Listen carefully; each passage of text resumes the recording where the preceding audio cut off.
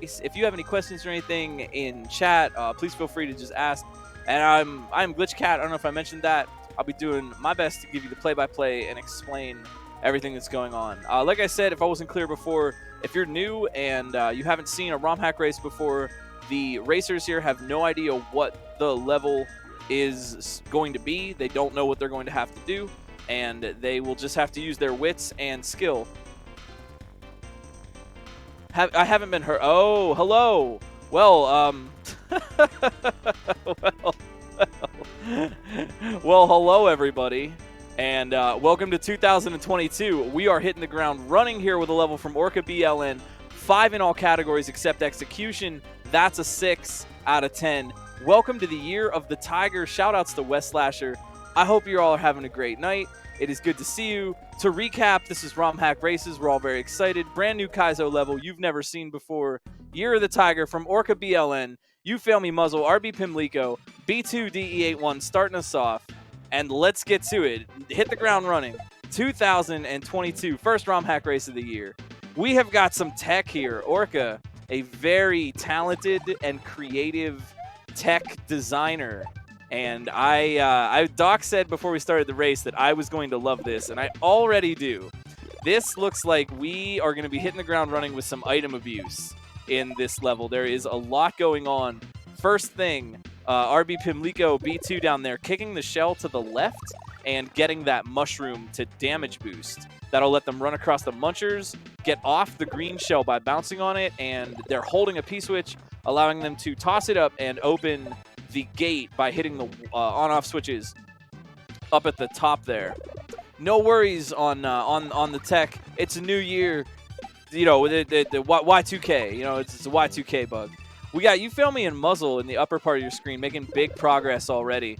Looks to be the gate right now is to get past those 2 on-off switches. One of them bouncing on the Goomba and the other up throwing the P-switch. And there's another interesting bit of tech here that I'm seeing Orca use. It's at the beginning, and it's here in this next obstacle. They're holding an item, so they have to just bonk the shell by touching it to get it to move.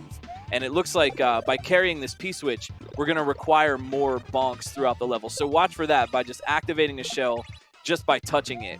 You Fail Me in the upper left on a pretty good read, making progress getting through that on-off gate part.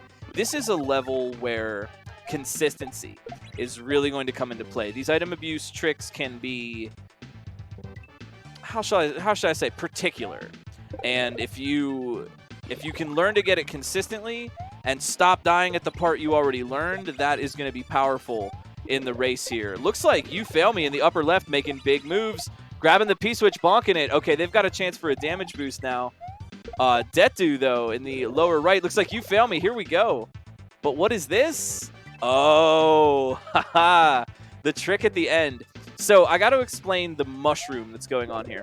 There is a sprite in the vanilla game that will cause a super mushroom like that to just pop up from behind a bush or something. It's not used very much in the vanilla game, but it's being used here to throw the player a mushroom when they need it. And You Fail Me, yeah, with that consistency. And this time they did not want to touch that mushroom so they could get through. And they are onto the checkpoint in 3 minutes flat. What the heck? Great checkpoint. Strong lead right now for You Fail Me in the upper left. RB Pimlico, though, lower right, or lower left, rather, looks to be making some moves. What will happen? Oh, nope. And they got the mushroom, too. So what is up here? This is such a unique level. I really like this concept. You Fail Me. What are we doing here? I don't even know yet. I'm learning, too. This is the first I've seen this as well, but I'm going to have to play this after the race. So spit the shell out. I'm trying to figure this out along with You Fail Me. Get the shell in Yoshi's mouth, spit it out, ditch Yoshi, and then, oh, I see what we're doing. I bet You Fail Me sees it too. This is interesting because Orca kind of taught you what you're doing at the start and then makes you keep doing it. Yeah, how are you going to stop that? Shell, there's 2 ways. You Fail Me tries one way by letting Yoshi just get hit with the shell and run. That gives you iframes and would let you go on. But I wonder.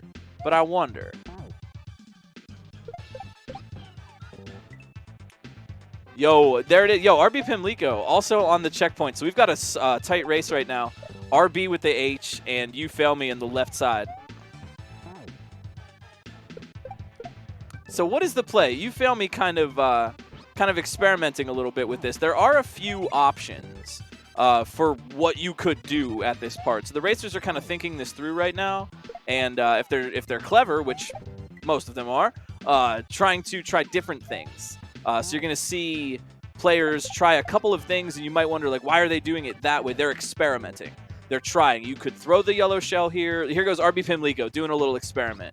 You could throw the shell. You could tongue the shell. You could throw it close to the box, far away from the box. There's a whole bunch of options here. So what's really going to be strong for the race is who can kind of figure it out and get consistent at it quickly. And it looks like You Fail Me doing pretty well. They seem to have figured that out. And so now it's on them to be consistent at that trick while they can learn the rest of them. But if Muzzle, yo, this is cool. Muzzle and Genmaru making it to the checkpoint as well. I love to see such strong gameplay on an item abuse level. That's excellent. So we've got a really tight race right now. You Fail Me with a little bit of a lead in terms of knowledge, but everybody else is right there and could pick this up easily. The question is, what do you do at this Yoshi yellow shell part? It looks like You Fail Me has got something that works, and it looks like RB Pimlico as well has a pretty good idea. This is at level 2 where taking a moment when you die, you get that retry prompt that pops up. RB Pimlico on their last death. Yeah, here they are. RB and You Fail Me at the same time. Look at this. They wait. What they're doing there, and I can only imagine, right? I'm making a guess. I don't know what they're thinking, but they're looking at the board. They're just wait, stop. When you die, look at the screen and see if you can just figure out what to do, right? It'll take you fewer attempts when you get back there if you have some working plan or knowledge about what you want. You Fail Me. Yeah, thinking about it. That's a pause. Yo, You Fail Me with the pause strat. Got him killed, though. Yo, once again, if you're interested in any of the tech going on, or I haven't explained something sufficiently and you don't know why the racers are doing what they're doing or something is happening, please feel free to ask in chat. That's totally cool. I can read chat, and well, I hope I can read chat. And we'll hope to educate as well as entertain. There are a lot of fundamental type skills that go into a level like this. A lot of good ways to throw objects, good motion, good timing, and regrabs, obviously, all the time. I don't know, maybe there aren't that many regrabs here. There's a few. You could always be doing more. Revelug as well with the H, so we got 5 right now, looking for the lead. I think You Fail Me in the upper left, still a little bit of progress, but the question seems to be now, what do you do at this next part? I really like to see the gears kind of turn here as players try different things and kind of think about it. Because what's interesting is, I mean, since it's a well-designed level, it's a Romhack race level, and Orca's a good maker, so in the back of your head, you should know there is a way to do this. Yeah, and that's something I always tell myself, too, when I don't know what to do in a section. There is a way. Whatever the way is, it's smooth and it works, and if I can just figure out what that is, it'll all go well. So it looks like that's the whole holdup right here, and I think that's really interesting.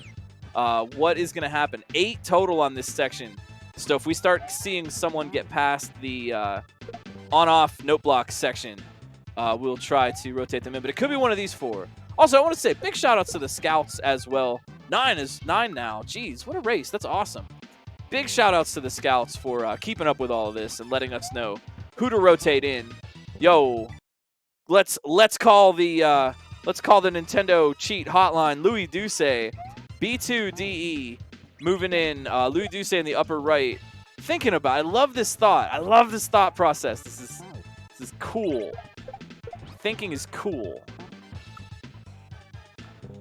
So we're seeing a couple of different strategies, or a couple of different ideas at least. But what's it gonna be? I'll be real here too. Sometimes I test the levels and sometimes I didn't. I did not get a chance to test this one. So I am actually sitting here and trying to figure out, along with the racers, kind of put myself in their place. What is it here? I don't know. Maybe Revelug has an idea. Upper right-hand corner, Revelug. Oh, Revelug has an idea. That's it. Revelug has solved that obstacle, and that is a huge advantage right now with not as many other folks that have solved it. And there it is. That's a really clean solution. I'm going to not say that out loud right now, just in case, to prevent any stream sniping or anything. Give everybody a fair and equal chance here. But Revelug definitely has the idea, and if they can start moving, they are going to take the lead. That is a classy trick. Man, I like that. That is a classy trick. So now, for Revelug's section, we're using... Uh-oh, Louis Duce on the grind as well. They figured it out, too. It's Louis Duce versus Revelug right now, right side of the screen. So, for this next obstacle coming up, we're using a vanilla property. Yoshi will stomp out sand clouds with his feet when you hold a yellow shell in your mouth and stomp on the ground.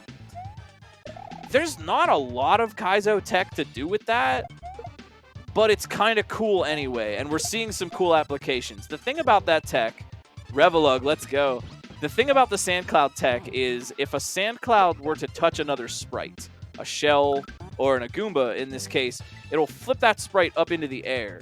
And if you land on that sprite in the air, it's 2 blocks off the ground, giving you a jump that you wouldn't be able to access. You wouldn't be able to get that height otherwise. So it forces you to do the trick. And in this case, it forces you to do the trick on a gray platform that falls. So your timing has to be spot on for this. And I love that second trick. Revelug definitely gets it, and they see the door. So it's a matter of time now. Or can Louis Duce get it? That is such a neat trick after the Goomba. It's a favorite of mine. I think I've used it before. If I haven't used it before, that's my problem. That's a really classy trick. Revelug about to give it a shot. Yeah, that's a test of timing. So you land on the little brown platform, little log platform there, stomp the sand cloud, and then that flips the shell on the right side of the wall up into the air. Since that shell is in the air, Yoshi can just stomp on it, and that will get you a mid-air jump. And so who is going to get the timing first here? Revelug with a shot at it. Oh, geez, this could be it. Revelug, let's go. All right. Yo, and that's it, that consistency. Revelug moving on. Down arrows mean bump the shell. Okay, third section. Louis Duce not far behind, and Muzzle in the upper left about to get there. You need that yellow shell in Yoshi's mouth to spit it out, open the turn block, and then open the on-off gate at the end. And Louis Duce right in there. This is just about as close of a race as you could ask for going into the third checkpoint section. This is super cool. Oh my gosh, is there a little bit of cheese prevention here? So what we've got here in this third section, right side of the screen, nudge the shell. There are some shells that are falling, and if you just contact with Mario's body, it will start the shell moving. So you can bounce on it, because you can't bounce on it when it's stopped. And I noticed a little bit of cheese prevention, or... yeah, the shells explode if you hold them. And that's awesome. I don't even... well, I can't say I know for sure that that's not going to troll, but I think that's really cool because it makes sure the player does it the way you want. And it also prevents confusion. Because you could grab a shell, you could throw it, and maybe a player would get stuck trying that over and over again and thinking, why isn't this working? That's, you know, I'm supposed to grab it. That's what there is. Do we know how many checkpoints in total? That is a mystery for us right now. But Muzzle and B2 on the left side on the second section, and Louis Duce and Revelug on the third right now. The testers would know, and if I would have tested this one this week, I would know as well, but I didn't, and I don't. It is, you know, I definitely agree, Doc. The best way to tell someone don't do something is to make it explode when they touch it. That will solve the problem. Hi, do you have a problem with players grabbing objects they're not supposed to grab? Blow them up. Just blow them up. It's really easy. One simple trick. Speedrunners hate him. So this is, boy, Revelug and Louis just like head-to-head right now. I think they are just about tied in terms of progress. They have just about the same amount of knowledge and the same amount of experience. Right now, it is consistency. And, you know, you got to think, Revelug knows. I'm sure they know. They don't know where, the racers don't know where each other is in the level. But you got to know that you're on a good run at this point. I'm sure Revelug understands that. So, boy, we could see something really excellent here. Louis, a good player. You know, I would like to remain impartial, but it's one of those. I think Louis is so good at this point that to like be like, oh, I want to race against Louis is like a badge of honor for both people. You know what I mean? I don't mean that as a slight. But, you know, I mean, it is Louis, so we could see something really stellar here. Oh, my. And that last shell jump to get in. Revelug. Oh, good luck. Oh, I don't like the sound of that. Muzzle, though, with the shot at the door. And we're moving into the, what? First, second, third, fourth section. Fourth section right now. And Louis. Oh, my. It is down to the wire here. Big Boo fight and a shell cannon. Oh, cool. This boss is going to be a battle of skill right here. It is the gauntlet being thrown down on this Big Boo boss. Louis Douce versus Revelug and anyone else who can get there. So what do we got? We got double bounce shells. These are green shells that will stop moving after you bounce on them twice. Normally shells stop after one bounce. These ones stop after two. We've got layer 2 scrolling pillars with the spikes on the top there. Moving across the screen, you have to jump and dodge them. As we know, as I'm sure the racers know, as you probably know, Big Boo takes, well, it normally takes 3 hits to kill. I can't guarantee any amount of hits here, but that's what the grab blocks are for. The little outlined grab block that you see up there, once you pass over it in the air, just cross over it like a ghost, and you now magically have a grab block in your hand. The thing about that is, as these players are learning, you want to throw the grab block before contacting the shell. Look out. Yo, B2, DE, lower left in there for the third section. Good job. Chance at a comeback. We could see it. Stranger things have happened. It's 2022, man. It's anybody's game. But one thing about the Big Boo fight, to get back to that, you do not want to be holding the grab block and landing on the shell in the same moment, because that invites the... I don't actually know what property in the game specifically kills, but an item that you're holding that can kill a sprite will annihilate each other. So if you're holding like a shell and you land on a shell, they just destroy each other. In this case, the grab block is destroying the shell because they contact each other technically when you land. And so on top of everything else that they're doing in this section, the racers are also trying to avoid holding the grab block and bouncing on the shell. Now here's the thing too, because Revelug just got a bounce while holding it. It's not a guarantee that it will break. I think it's a 50-50 shot, but it's one that would really soak up a lot of attempts. And Louis, what the heck? Excuse me. Excuse me. Louis Douce, oh my word. A little bit more progress now. And pulling ahead though. Although B2 getting very close to the end. This is a lot to be doing at once. Okay, Revelug, yep, getting to the same part that Louis was at. So still tied up again. It is anybody's race right now.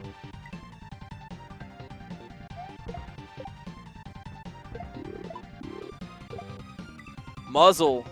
Nice. Oh! Oh, geez, that one hurt. That one hurt for Muzzle. They had everything. They spit the shell, they opened the block at the end, and they got hit by the shell in the face. You hate to see it. Shell to the face. Shell to the face, and you're to blame. All right, sorry. You know what? I'm stopping. That was an ill-advised joke. You give Kaizo a bad name. All right, I lied. I wasn't going to stop. You fail me, and B2, look out. I was going to say B2 on the third section, but not anymore. Fourth section, and a good luck. So we have another challenger at the final part here. 3 of them. Now, Revelug and Louis with more experience. And You Fail Me joins the fray. I love it. 4 on the boss right now. It's anybody's first place right now. Podium is up for grabs. And Revelug and Louis have more experience at the fight, right? But it doesn't always come down to experience. It's a combination of knowledge about what is about to happen in the level and consistency with the obstacles that you already learn. So either You Fail Me, B2, or somebody else is going to be more consistent or read the obstacles at the end and not die. Either You Fail Me and B2 can do a faster read and get more consistent faster, or Revelug and Louis, either one of them, is going to use consistency to get through it. Louis Douce, though, on a good read. I don't know if Louis has been to this point yet. Remember, 2 bounces for each shell. and the pillars and death blocks are moving, so you have to watch out for that. The shell is moving and the pillars are moving independently of that. So actually being able to line up and place your jumps requires a little bit of foresight. I call it, it's a silly phrase for it. I refer to it as vector convergence. Vector, in the mathematical sense, a line. If you look at two moving objects on the screen or two vectors of motion, where are those vectors going to converge? That's a really essential skill in gaming, and there's all sorts of interesting ways to practice it. It really goes back to the old Futurama thing. You should have shot it where I was going to be instead of it where I was. It's exactly that. Aiming a little bit ahead, anticipating where the bouncing green shell is going to be, and aiming for that in the future is the way to get obstacles like this and get consistent a little bit more. Vector convergence really factors into asteroids. Oh! Louis Duce right at the end. Oh! Now this is a dangerous spot for anyone who isn't Louis. Louis is a very consistent player. They ought to be able to get back here quickly. And now this is exactly what I've talked about. The battle between consistency versus sight reading. Louis saw the end. They know what to do. What's going to happen? Are they going to be consistent enough to get back there? Or is somebody else going to be able to kind of snake them a little bit? Even somebody who hasn't been on this section as long. That's something that makes these races really interesting and dynamic, is that it's a combination of two factors. You want consistency and one-shots. But when you can't get one, you compensate with the other. And it usually winds up being one or the other in this. But what is it going to be here?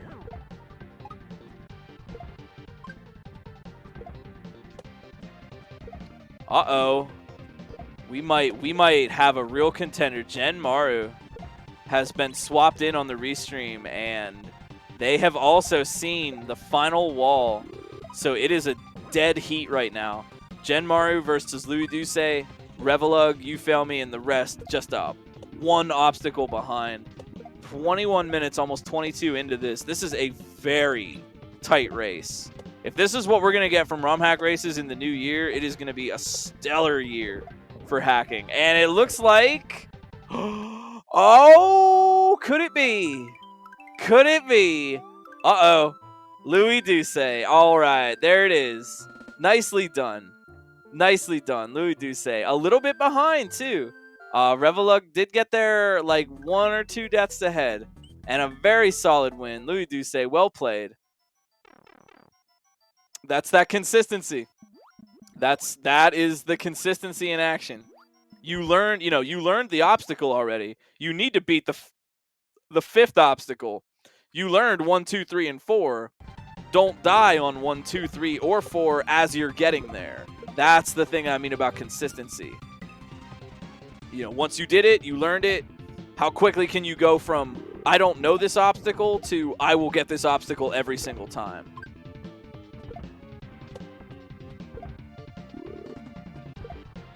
Yeah, great job tonight. Hey, I want to give a shout out. If you like this level, if you're enjoying this, 1, you can go over on romhackraces.com, download the patch, play it for yourself. That's a lot of fun. 2, check out Orca's other hacks. Comfort Zone, did some other Romhack races, new Comfort Zone, and there is another one, and I feel bad that I can't remember it. 3, though, before you're done, after you're done doing all that, Titan Mario. Thank you. Titan Mario. Yes, available on SMW Central, wherever fine Super Mario World ROM hacks are housed. And once you're done with that, your work isn't done here yet. Go over and check out Orca on Twitch. They are a fantastic speedrunner, really good player, and a super good item abuse player. You know who else is a good item abuse player, though? RB Pimlico. Wow, that was a surprise. Not to say I thought they would be bad, but a surprise 2nd place. They snuck in, and they actually got it faster. So that's that one-shot. They got consistent a little bit more quickly. They got some one-shots on obstacles that they needed to get, and they actually came out ahead of someone who had spent a little bit more time on that section. That's why you can never be sure that the person who got there first is the person who's actually going to win first. I would say, maybe 70. Maybe if I'm being generous, 60 to 70% of the time. But that's not a guarantee.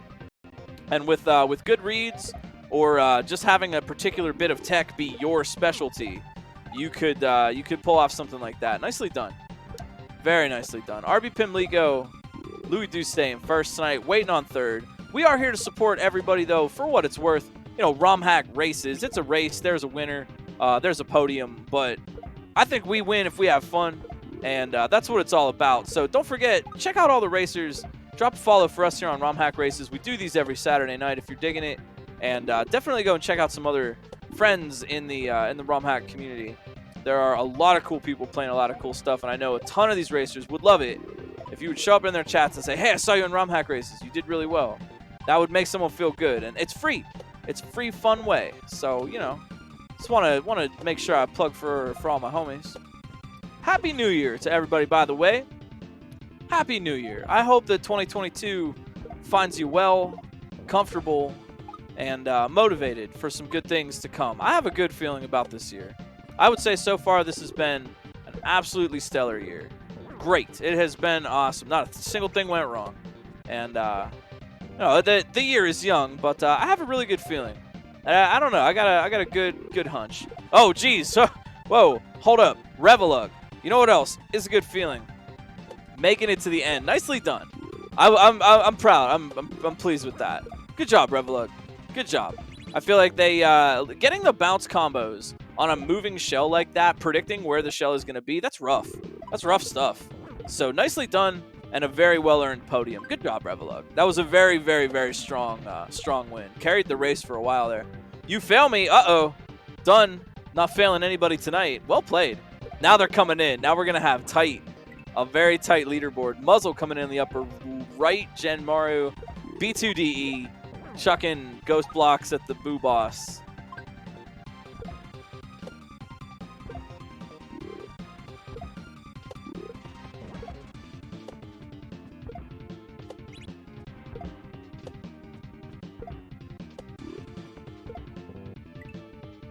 We got a lot of fun stuff coming up. Uh-oh. Genmaru.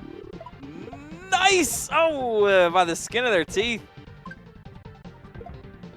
Oh, I appreciate this. Oh, Genmaru, wait. Skepticism. Oh, man. Oh, no, I like it. No, this is GG. I'm going to give Genmaru 100 cool points.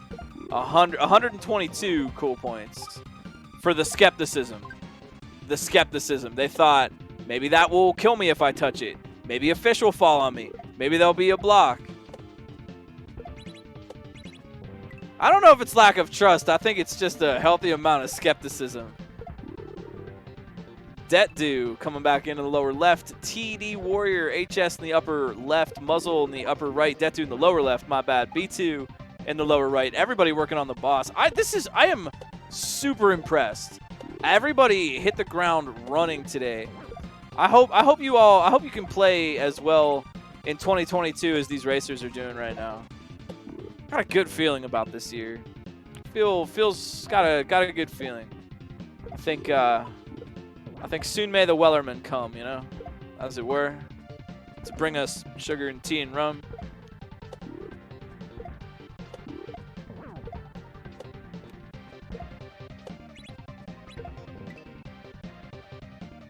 Also, you know, how are you? I feel rude. I didn't even ask. How are you? How's your evening? Myself, I am pretty exhausted, but for a great reason. Had a very, very lovely weekend, hanging out, ringing in the new year.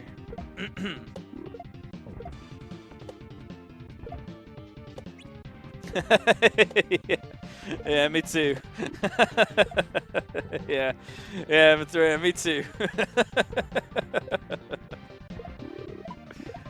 It is an absolute pleasure to be able to bring you all these races every Saturday, and I am really proud of the community for racing this hard.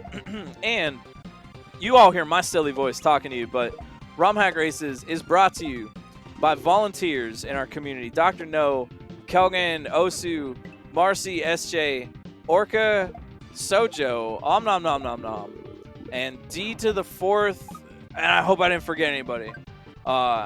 I probably did, and that's my bad. I'm going to write these all down so I don't forget them every time. But we're a little volunteer team behind the scenes, giving our time and energy to help these races come on. It's one of my favorite parts of the week, but I would not even be able to be sitting here talking to you if we didn't have a whole team helping us out.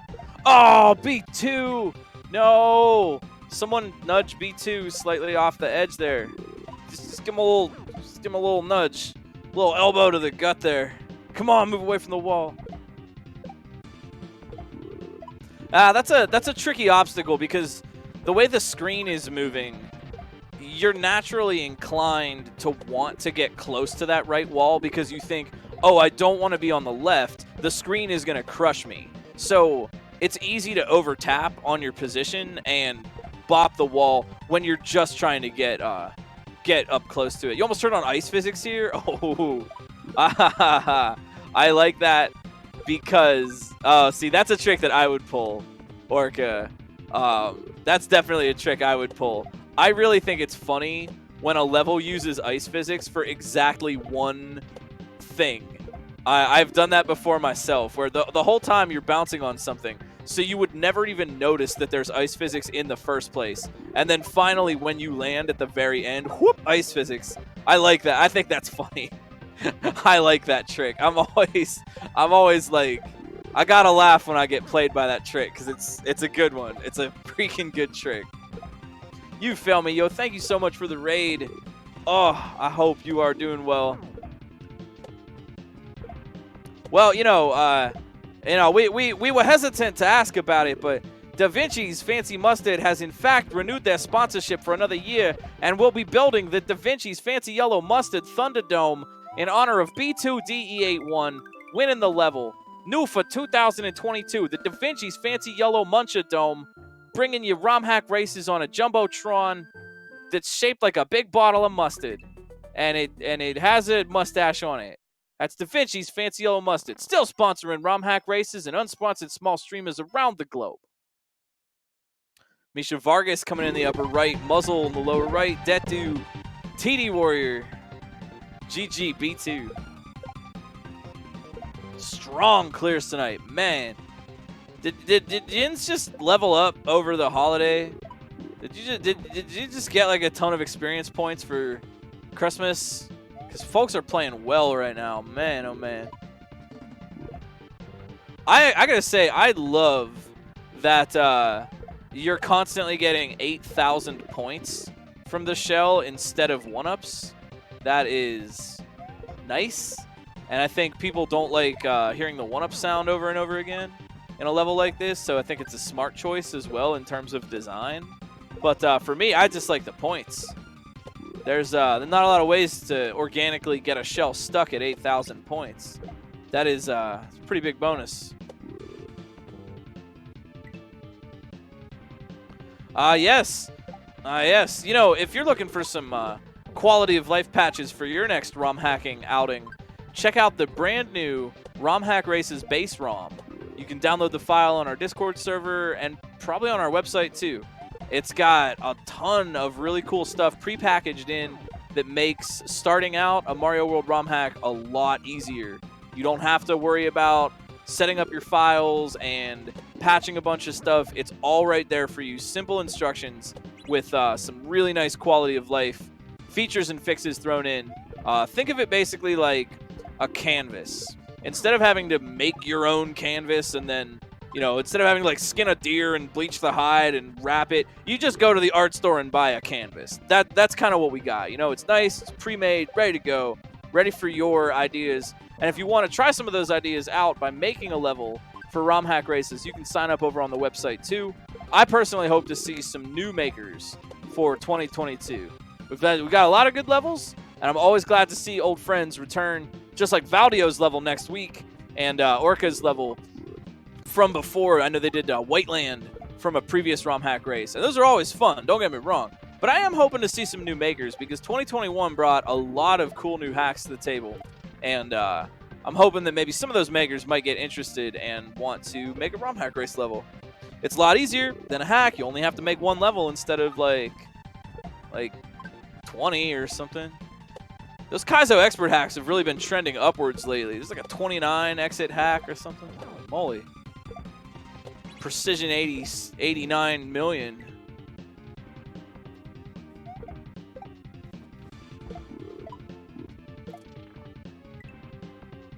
But if you're interested in being involved, volunteering, or learning a little bit more about the race, you can check out all of that on the website or our Discord.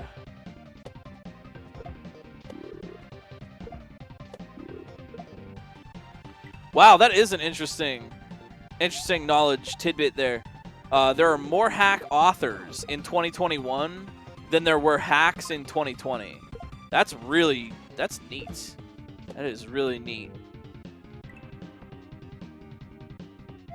I think a lot of people's lockdown projects started kind of accumulating into an interesting turn of events. This is really, honestly, 2021 was a bumper year for Romhacks. We got a lot of stuff, and I kind of missed it, but I wanted to do like a recap. Maybe we could do a Romhack races kind of recap. I guess we're a little late on that, but like best of 2021 favorite hacks or whatever. What were some of your favorite hacks that came out last year?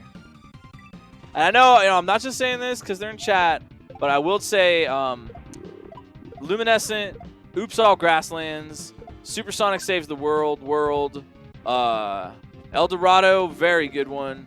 There was another one too. Just Another Bad Mario hack. I thought it was anything but. That hack was surprisingly stellar. SMW for Lost Players was great. Things came out. We got Moon. Horses. Yo, we got Don't Spare the Horses this year. It has been a big year. Mario Goes to White Castle. I got to play that one still. Odd Sands. Man, this is like a who's who of Rift 2. Jeez, it has been a bumper year. That's wild. This is, wow. Wow. It's like, I know, like in my head, I know all those came out this year, but still, Precision. We got Precision 86 this year. It's been a good year. We did, yeah. Cube's Kaizo World. We got Timeline World. We got Advanced Shells. Plumber for All Seasons. That's a good hack, regardless of Kaizo. That's just a stellar hack itself.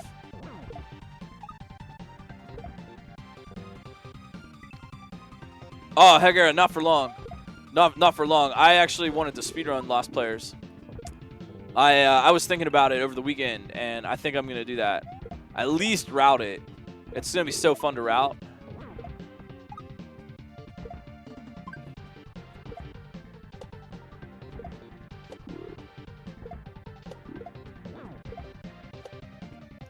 Yeah, but I echo that about SMW for Lost Players. That is phenomenal. Oh, what are you talking about? The vertical levels are going to be awesome. All those really fast jumps, low frame window jumps to keep moving. Intentional damage boost to run through the saws and then routing in where to get the power up. Oh, that'll be so fun.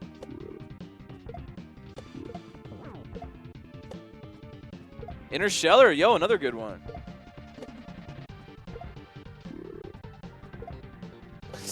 We did get Sprites Are Wonderful, that is true.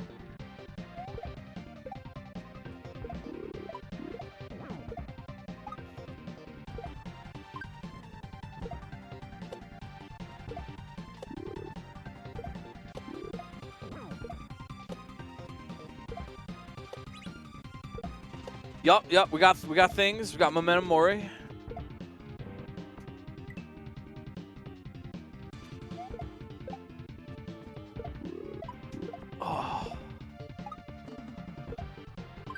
Oh, man, it's kind of chilly out here tonight. Studies, yeah, we did. Oh, that's straight up. Studies of a Broken Engine is a phenomenal achievement. That is a brutally hard hack. Oh, Muzzle. Looking for a clear here. Muzzle. We got Detu. We got Misha Vargas. TD Warrior. Still working hard. This is a tough. Excuse me. This is a tough section. I'd say anticipating the shell movement and then getting the accurate bounce is that's tricky to do.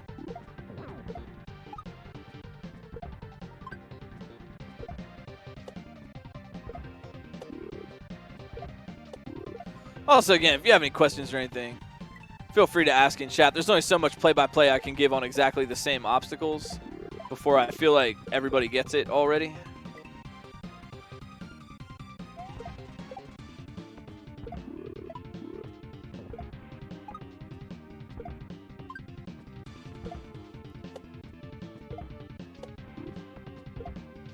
Yo, I guess for I don't know if it counts, but 2021 was also the year that Western players got to rediscover Tonkachi Mario once again. Oh no! Muzzle, I thought that was it. Oh, who greased the floor, man?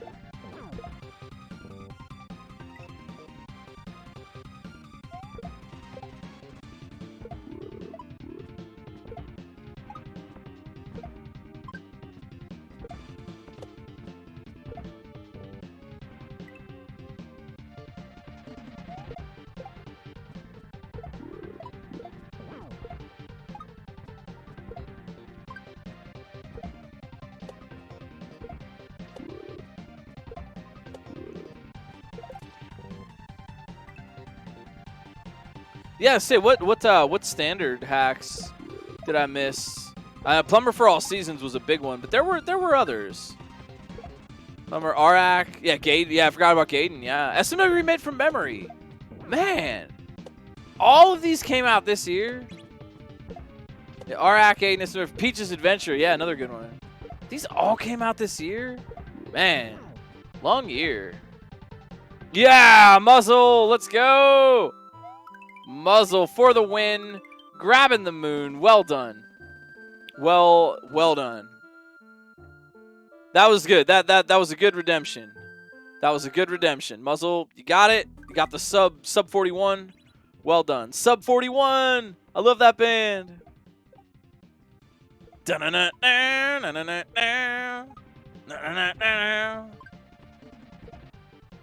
was sub 41, right? Sub 41.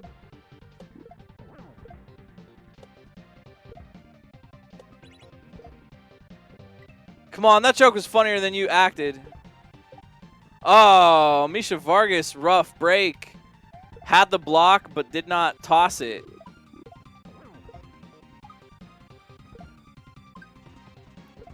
Aw shucks, yo, thanks, Zumi Tacos. I like to do what I can. For the love of the game. It is. I will say this on a personal note.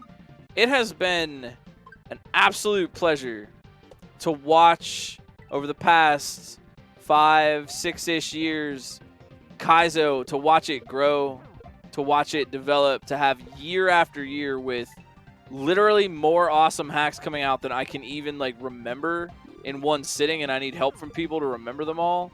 It has been an absolute pleasure to watch this over the years and to have gone from Kaizo 1, not to say they're bad hacks, but to have gone from like Kaizo 1, Dram 1, to something like Luminescent, something like Romhack races, being able to even have a race level like this in the first place. Yeah, it's been an absolute honor. Kaizo was 10 years? No, yeah, Kaizo Mario came out in 2008.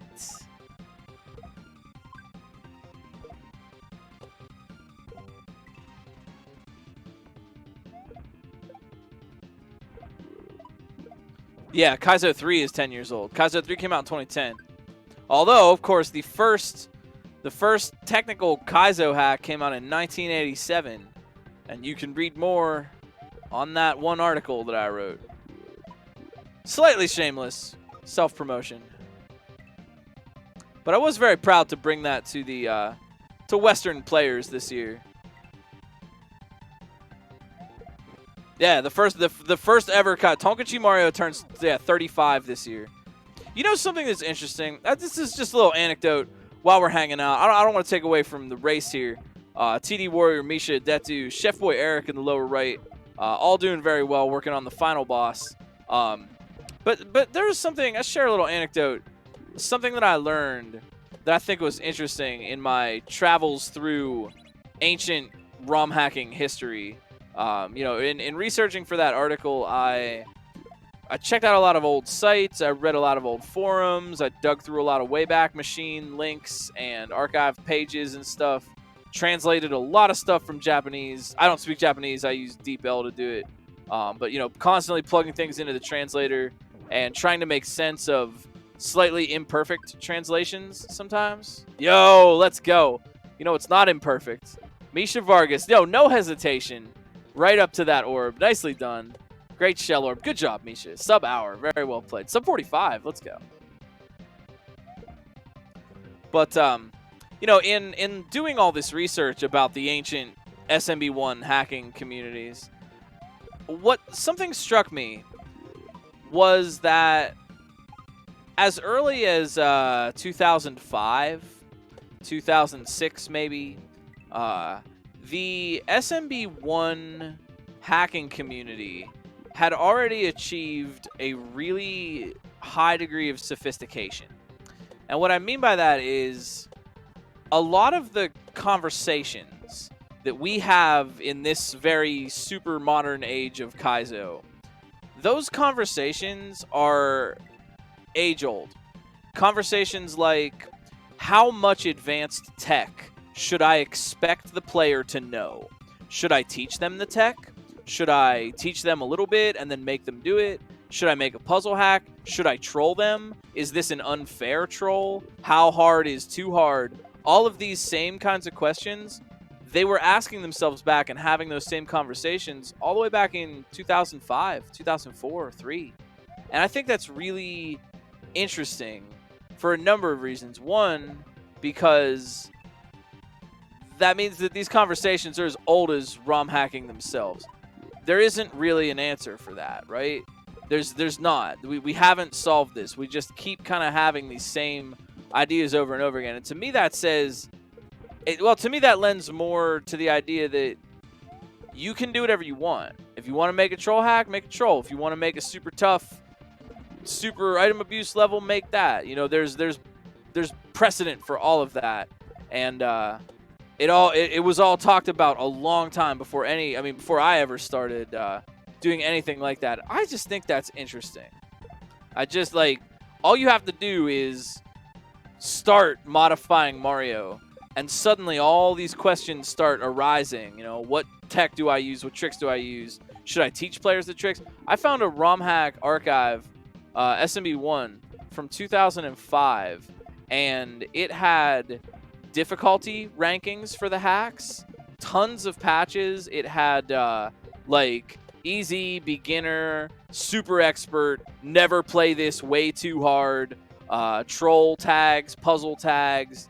There was everything. All the robust stuff and variance in style that we see now in modern Kaizo. Perhaps it's a little bit more pronounced. It's a little bit more extreme. And given that this is Mario World, we have more stuff to do. But this is a question as old as time. And that's very interesting to me. It's never been solved, and it's never been unasked. Communities in ROM hacking just constantly discover these kinds of questions and then have conversations about them, leading to further developments. How much is too much tech? Should I teach the player? What is good level design? I think that's interesting. I don't know. Just think it's interesting. When I found the Tonkachi patch, I just Googled it. With a little bit of work, you can find it. There's also... Actually, you know what? There should be a link in my article, but that might be buried. Honestly, if you want, you can DM me later, and I will just send you a link where I found the patch. You might have to do a little bit of Googling, but if you dig through some of the archives on my... or some of the links on my article, it should be in there somewhere. Ender! Oh, my word. Yo, Ender and Chef Boy Eric. No, not Chef Boy Eric, but only Ender. Hey, good job. Ender of Games. That's a really strong time. Yo, I gotta say, really, I don't mean this as like a... Ender of Games has really been doing well. I am impressed. They keep trying, and I see, big improvements in their technique all the time. Good job, Ender. Good freaking job.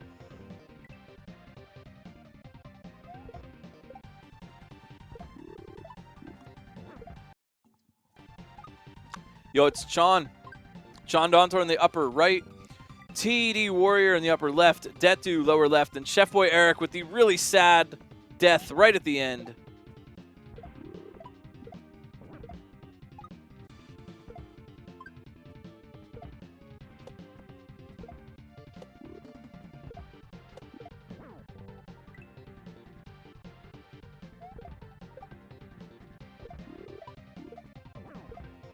I do like the sunken ghost ship credits.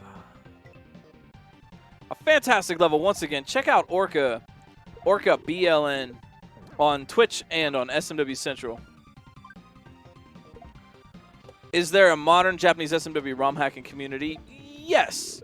Yes. I would say it's maybe a little different now, and also too, I don't know, right? I don't speak Japanese, so if there are Japanese only language only communities, I wouldn't be able to, I wouldn't know. But yeah, there are some, and SMW Central has kind of rolled lots of different communities into one. So, there are Japanese makers and players on SMW Central, and yeah, there is some of it. I mean, something too that's interesting about that whole thing is I have a hunch that a lot of the Japanese ROM hackers, like, that was a different time. That was a while ago, and Nintendo cracked down on some of that stuff pretty tough. And I even heard rumors on an old forum that said like arrests have been made. And I mean, granted, now we have ways around this, the IPS patches and stuff. Back in the day when it was a little bit more primitive, distributing ROMs or modifying, hacking ROM, legal gray area kind of a thing. And I kind of have a hunch that somewhere around Mario Maker, or even perhaps before when Nintendo started mass DMCA a lot of the hack stuff, I think that maybe that might have just kind of scared some people off. And frankly, I wouldn't blame them. TD Warrior, nicely done. That was good. Dang. That was a good clear. I think that was their first time at the end. Not bad. Yo, TD Warrior. That's twitch.tv/TD Warrior HS. Yeah, that makes sense. Yeah, drama and the DMCA takedowns just kind of put everybody off on it a little bit. That makes sense. That definitely makes sense. It was a different age, and ROM hacking was in its infancy and a bit more underground and overtly kind of a gray area. I mean, right now, we finally fixed it to the point where we're only distributing patches, resources, files. We got nothing. They got nothing on us, right? But yeah, it was a different age back then. It was a different time, and I don't blame them. But I think that would account for some of the disappearance of the Japanese-based community, and would also account for a lot of the kind of secrecy involved with it. There's a bit of secrecy involved with that sort of thing, and just kind of hiding it somewhere. And I think that would it would fill in some gaps. It would fill in some gaps in the history.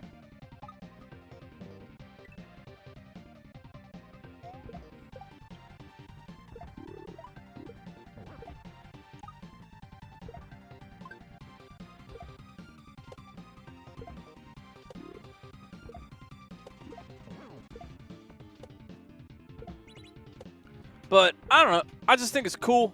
ROM hacking, especially Mario hacking, has a long and illustrious history, and you know what? You're a part of that right now. We are writing the next age as we speak, and I think that's pretty cool.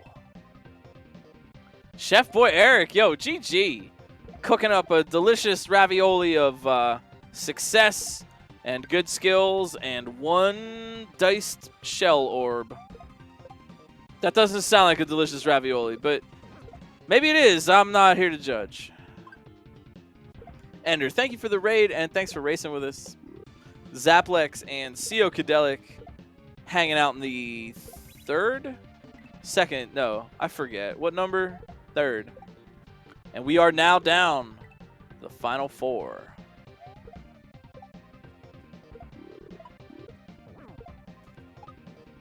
Third, thank you. Zaplex, yeah. Thanks for doing my job for me. Zaplex and CO, yeah, working on section number 3. Have to nudge the shells, as you may recall in this section, and if you grab them, they will blow up.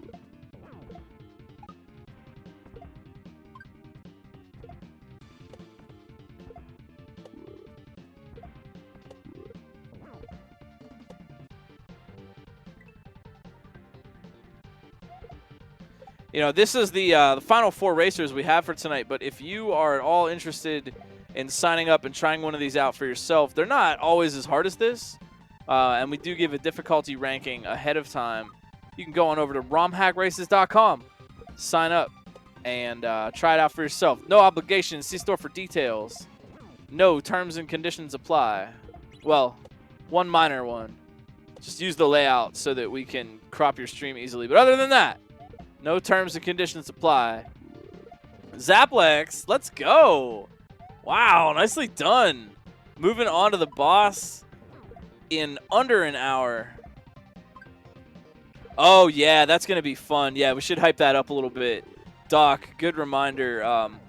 Last time, a couple of weeks ago, we had a level from Valdio that was made as part of the fundraiser incentive that they did. Well, next week, I thought it was this week. Sorry, I was wrong. Next week, we have the first ever direct sequel, and we get another level from Valdio. I'm sure you all know by now. You've heard the name. You've seen the Quickie World speedruns on Twitch and GDQ. Valdio is a really fantastic maker and makes some of the most fun Romhack race levels we've got. And they're going to drop one more for us next week. SMW from Memory got an article on Screen Rant? No, I did not see that. That's cool, though. I'm waiting for more from Memory hacks. I don't know what we were talking about in chat the other night, but someone suggested like Grand Poo World 1 from Memory, Invictus from Memory, and that's just like, no. I think we should do Kaizo, yeah, Kaizo 1. Kaizo 1 from Memory. Yeah. Yeah, I saw, yeah. LinkDead was doing Grand Poo World 1, that's right. That's right, I think that's where I got the idea. Or like, that's what put that idea in my head in the first place. Because I saw LinkDead doing it, yeah. Yeah, Pastiche is a tough style to make. There's parody, but there's pastiche, which is more like Weird Al actually writes more pastiche songs than actual parody, and that's a tricky thing to do. If you're into that kind of thing, Karisu, yeah, Karisu Mario World is one like that, and also Supercontinent World from Morsel, where he spends the entire hack riffing on LinkDead's style. Really something to see.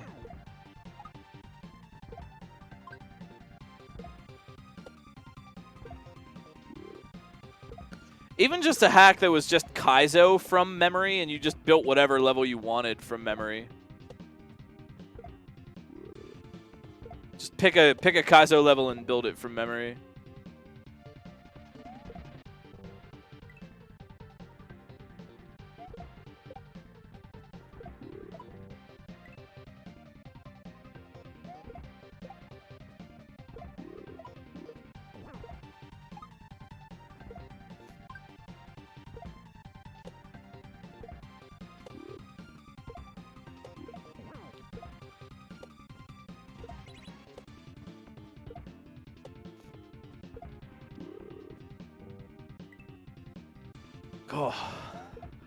Oh man, sorry if I'm a little sleepy. I had pre-rockin' New Year's, so I'm feeling kind of winded. I got back like 20 minutes before the race started.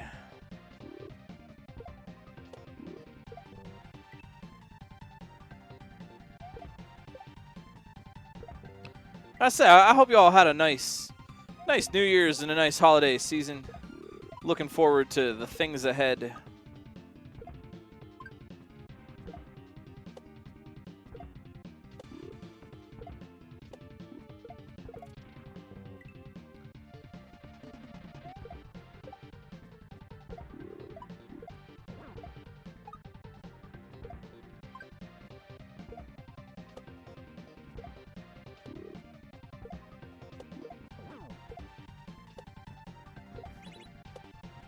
What, I don't know, tell me, chat. What are your gaming goals? If you have any. It's okay not to have any. If your goal is just to play for fun, you're doing better than 90% of us, really. But if you have any gaming goals, I'd like to hear about them. What are your goals for gaming this year?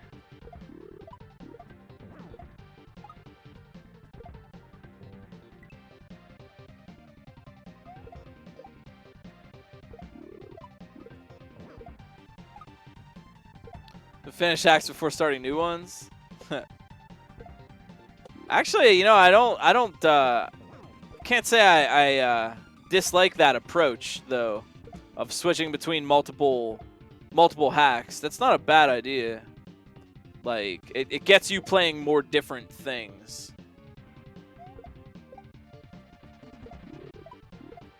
Yo, finish Grand Purl 2. Make another hack. All right, yo. Arcane sequel or a new one? Finish hacks. This is plural. Ooh, I like that. Me, I'd like to finish Return to Subcon, and I'd like to beat games. I'd like to play some games, play more non-Mario games. Maybe along the way learn a speedrun or two. I mean, I'll never leave Kaizo. That's my home. But lately I've kind of thought I'd like to get into, I don't know, just beat some games. KLDC, yo, yeah. That's going to be exciting this year. I'm very much looking forward to that. Beat Mega Man 4 and 5. Nice. Finish Super Mario Kart hack. Heck yeah, I'll be excited for that. I'll really be excited for that. Actually start work on Dino World. Heck yeah. Hades, yo, let's go. More chocolate arcane. Charcane. Very cool. That new Romhack Races base ROM helping everybody out, making smooth, easy patching for all your ROM hacking needs.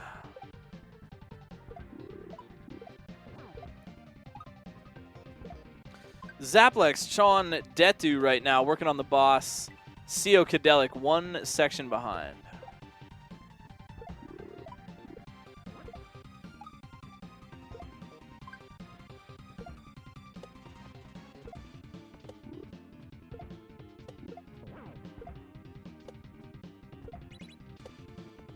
The base ROM will be available on our Discord and on our website, romhackraces.com. It's romhackraces.com. It's romhackraces.com. We're still working on the song.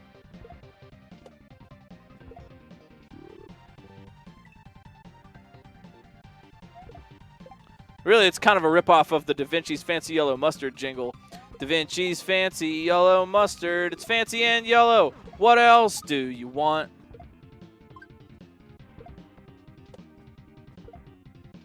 Fun time managed to beat Akagare. Hey, that's good. That's good. New Kaizo players, take note. Even one level is a heckin' achievement. That Kaizo is hard. This stuff is really, really challenging. Way more challenging than it might look because these racers make it look pretty chill. It is tough stuff. It is tough stuff. So I guess my point in saying that is, don't be afraid to celebrate any small victory. It's my #1. Well, maybe not my #1, but a tip for kind of newer Kaizo players is just celebrate. You got a checkpoint, you beat the obstacle, that's all progress. That's all good. It never really changes from that type of feeling, you know?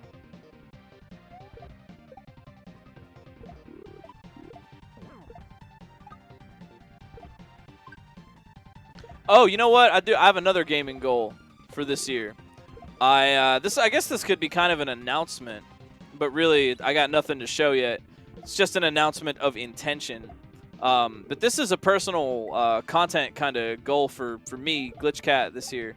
I have decided, I thought about it, and Skytree and I talked about it, and we have decided that it is high time that someone out there makes a comprehensive tutorial for Kaizo. I'm talking fundamentals all the way up to drop mid-airs and triple regrabs, triple shell jumps, Yoshi backhanded mid-air twirlabouts, and all the rest of it. And I think I would like to do that. I'm making a list. I'm checking it out, and I'm gonna try to start up on that project. There are good Kaizo tutorials out there already. There is Kaizo Kindergarten, and other training hacks, not to replace the already excellent training materials. What I plan on doing is making videos, not a hack. Maybe if I make like a practice hack, I'll just drop the link to the patch, but it's not going to be Kaizo Kindergarten. It's not going to be a hack to play. It's just going to be, I made a double shell jump setup that's easy. If you want it, here you go. And I'm going to break it down with videos, slow motion, diagrams, lines on screen, zoom in, slow down, show the frame. Skytree's really been working on her editing lately. She's been doing great. And we're going to start off. That's a 2021 first quarter kind of goal for me, is start in on the Kaizo tutorial. We're going to start at the beginning. I mean the beginning, with movements, regrabs, momentum, positioning. Yeah, 2022. What did I say? 1922? Yeah, remember back in 19-dickety-5. But we're gonna go all the way down to the beginning. We're gonna start by showing you, here's how to hold a controller. Here's how to just move around. Here's the fundamentals of walking your character back and forth. Then we do momentum. Then we do jumps, bounces, combos, regrabs, sprite surfing, shell surfing, disco surfing, eerie surfing, saw surfing, fishing boo. We can do a whole chapter on fishing boo.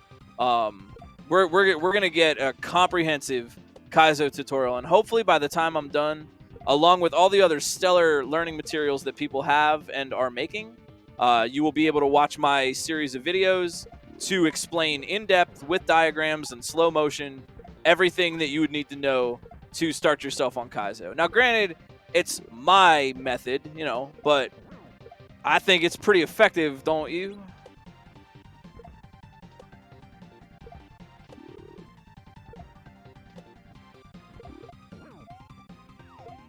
Yeah, Detu, let's go. Didn't want to curse it.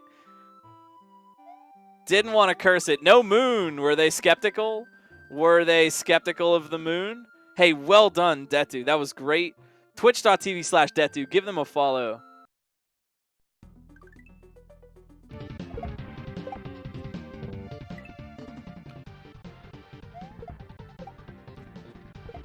Yeah, I get you a video with him. Oh yeah, you'll get the whole 9 yards. Benji. You get the video with the input display. You get like the slow motion to zoom in and show you lines and diagrams to indicate, to point to the spot on the screen. You want to land here, and then I literally put like a red dot on the screen to just help people visualize. Some people do better just by watching the inputs. Some people are more visual and they kind of have to see locations and stuff like that. But you'll get the full the full Monty. Diagram, inputs, slow motion, zoom in, whatever we need to do to break Kaizo down to the point where we can have a system that will help players. They can learn and they can grow their skills. I spend a lot of time watching people play Kaizo, both on Romhack races and just on Twitch abroad, and I think I could do it. I'm not the only one who could pull off such a thing, but I think it needs done, and I think I could be the guy to do it. So that's my goal.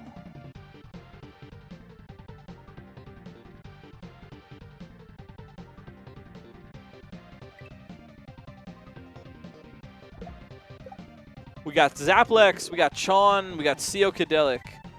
Still working here. Zaplex, Chon on the boss, as you can see. CO working on section 3. Did not mean to rhyme that, but it worked out.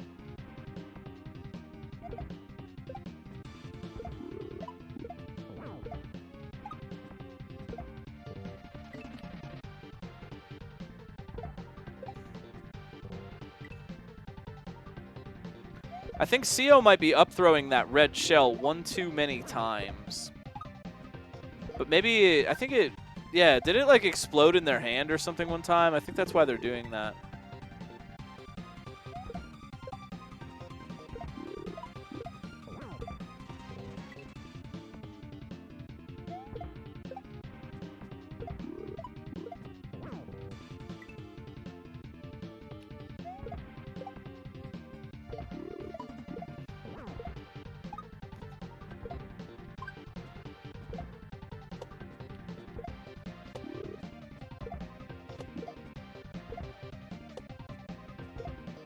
Hey, don't forget, too, we got brand new Romhack Races emotes. And if you're sub to the channel, which all the proceeds from that go right back into the community, if you're sub to the channel, you have these brand new cool Romhack Races emotes made by Skytree. And the cool thing about them is you can combo them with your favorite racers' other emotes. So if you sub to Romhack Races and whatever racer you're watching, then you can combo their emotes with the trophies and the arms to make cool, unique combos. It's a pretty neat little system. I don't know, what other things can I plug? I'm running short on plugs here. I think I've plugged just about everything. Have you tried pancakes? Not any particular brand, just pancakes themselves. It's really good.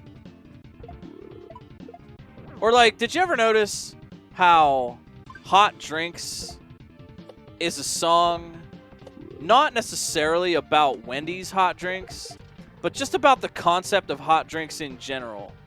You know, that's like a lesson for artists. Like, even if you have to write a jingle to teach Wendy's employees how to make hot drinks, you can still find the universal essence and build off of that. You know, like it is a Wendy's training video, but consider the chorus. Hot drinks really get you going, pick you up when you feel you're slowing. That's just hot drinks in general, right? It doesn't even say only Wendy's hot drinks do that. And I wasn't really going anywhere with this story. I just thought it was worth mentioning.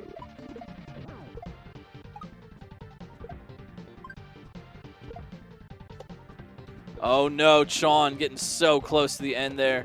That is the final block. It looks like they've got most of those positions worked out. Oh, that's a good. I like that. I like that one, Doc.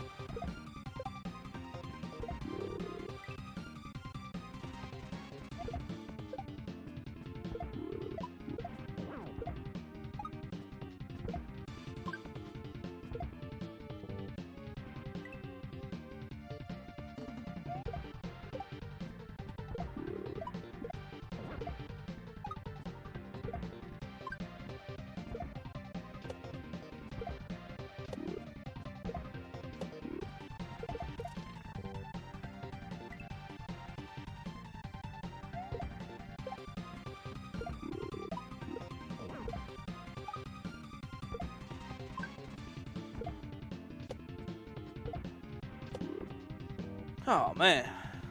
Waffles, though? You know, waffles are fine. That's also fine. Whether you're a pancake or a waffle fan, you're welcome here. That's all good. They're both delicious breakfasts. Any way you slice it. I see what I did there? That was a breakfast joke. You didn't see what I did there, because you can't see me. Only I can see me. I didn't get much sleep this weekend, so forgive me if I'm a little silly. French toast. That's also fine. It's my third option, but you know, it's all right. My thing with French toast is it's gotta have some crispiness to it. There has to be the toast part. Everybody gets the French part right, but nobody gets the toast part. Well, not nobody. Few are brave enough to attempt. It's got to have some crispiness to it. People take it out of the pan too quick, and it's just all floppy. Not my jam. You gotta have the toast also. What if you made the French toast with Texas toast? You'd have an enigma on your hands. What would you call it? It wouldn't be French toast because it's Texas toast, but it wouldn't be Texas toast because it's French toast. It's a man with no citizenship, you know.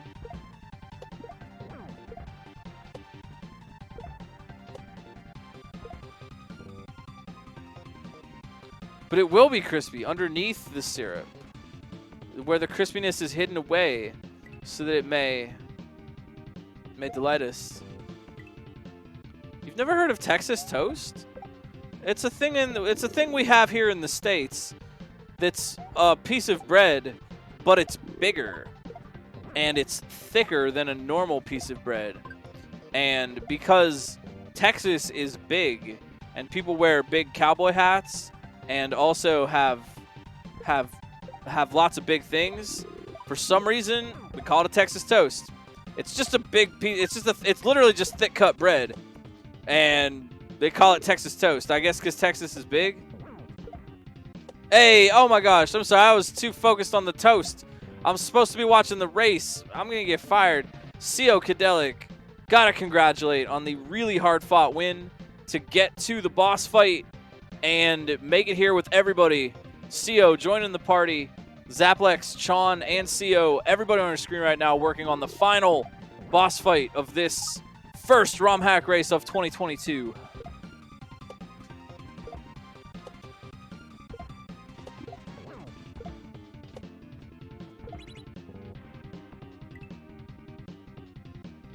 Oh, Chon, there it was. There it was. You know, you didn't even need the ice at the end. You didn't even need it. The Layer 2 movement is enough to be trippy, as it were. Yins better watch out. It's kind of slippy down there. If Yins are going downtown, stay off the freeway. It's slippy.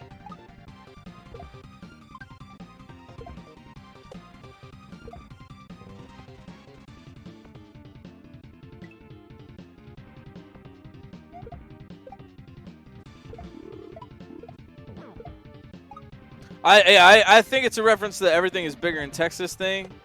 I just think it's funny that there's lots of big things, you know. We could have called it mountain toast, but that just didn't have a catchy ring to it, I guess. It's not, you know, the bread isn't even shaped like Texas. That's where they get you.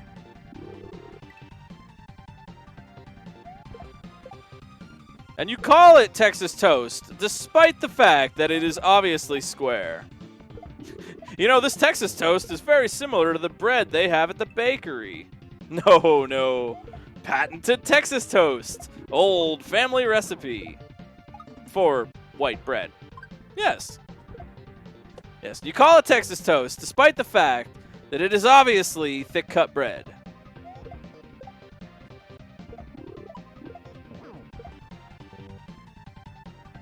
French toast isn't even shaped like France? Well, that's a whole country. I give them leeway on that. Texas is just a state. They gotta get their act together. Nicely done. Be like Chondontor, Texas. Get your act together and get on some toast. Chon making toast out of the level. Nicely done. Twitch.tv/Chondontor, a very kind person. Now, Alaska toast is frozen. That's like, you know, your grandma, you put the bread in the freezer, keep it fresher. My grandma always did that. There's loaves of bread in the freezer. That's Alaska toast.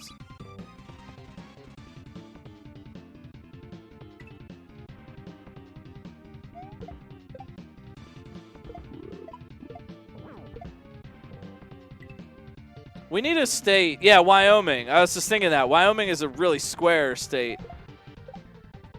Oh, wait. Yeah, Chon got it. I'm like, wait, Chon is still playing. What's this new section? It's the sunken ghost ship.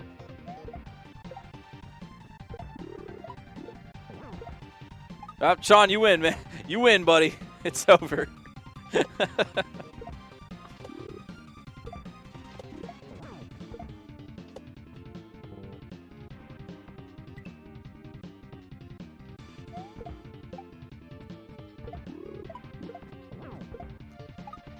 What are some other... Why don't all the states have their own type of toast? Like, you know, like Alaska toast could be cold. Texas toast, okay, it's big. So you just take, like, a common element of your state and make toast out of it.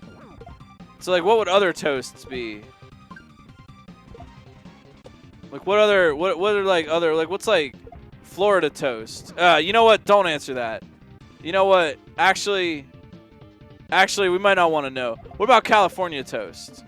Or I forget the names of all the states. Alabama toast. Maybe don't answer that. I don't know. Would Washington toast have apples in it? I do like apples. It sure could if you wanted it to. You'd have to eat it with wooden teeth. Because George Washington. Yeah. All right, it wasn't that funny. I'm sorry. That joke was not as funny as I acted. Indiana toast would have corn in it. I thought Indiana toast would be what you put in place of the golden idol and then get chased out of the temple by the boulder. I see Indiana Jones standing there with a piece of toast and a golden idol, like weighing it like he did with the bag, trying to figure out how much it weighs.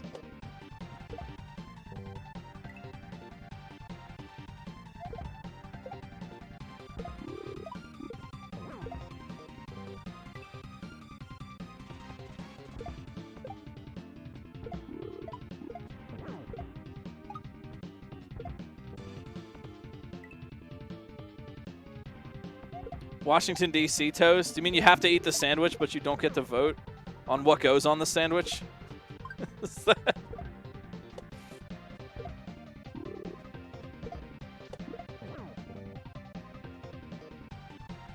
I feel like Ohio toast would just be wheat bread.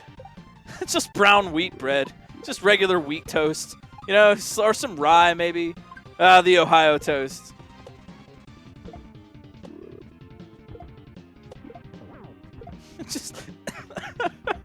You just get wheat bread, Ohio. That's all. It's good though. I like wheat bread. It's all right. It's kind of brown. It's not bad. We got two brave warriors here. Zaplex versus Seokadelic. Final two. Final boss fight. Also, Sean, thank you so much for the raid. I hope you're doing well.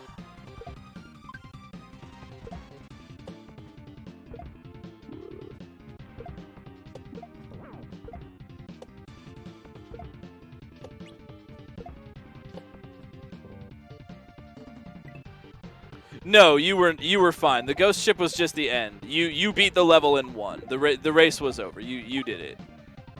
You're free. It's okay. You're free now.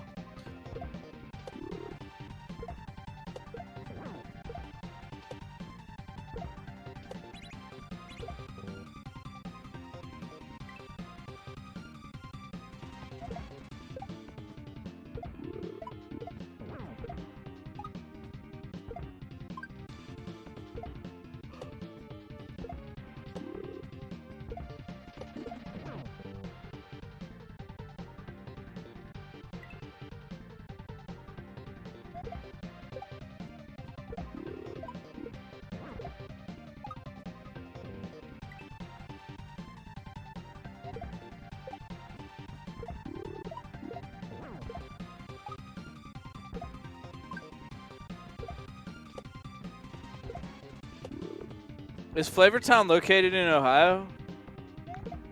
Is that Flavortown, comma, Ohio?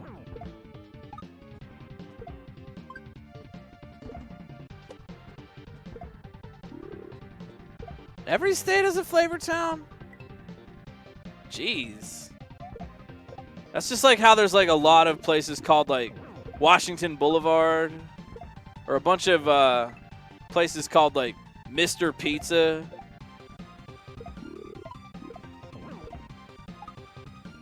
Wait, if Flavortown is located wherever the flavor roams, roaming being the operative word, and someone who roams is nomadic, and nomads don't have a home, then where is Flavortown? Shouldn't Flavortown be wherever the flavor settles down? Isn't that how you build a town? I'm sensing a conspiracy here. Get me Agent Mulder.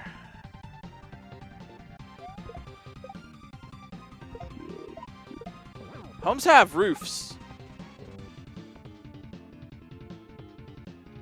Roads don't have roofs.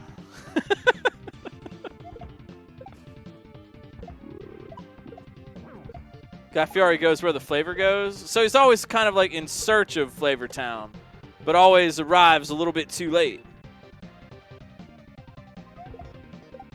He's like a storm tracker. I met a guy like that.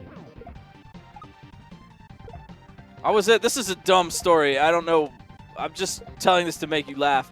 I was at a show a little while, several months ago, and it was a kind of a smaller, chill kind of venue. People were being real chill. It's kind of small venue, and so it was it was between bands, and I was just walking around, getting a drink and talking to people, and I met this guy.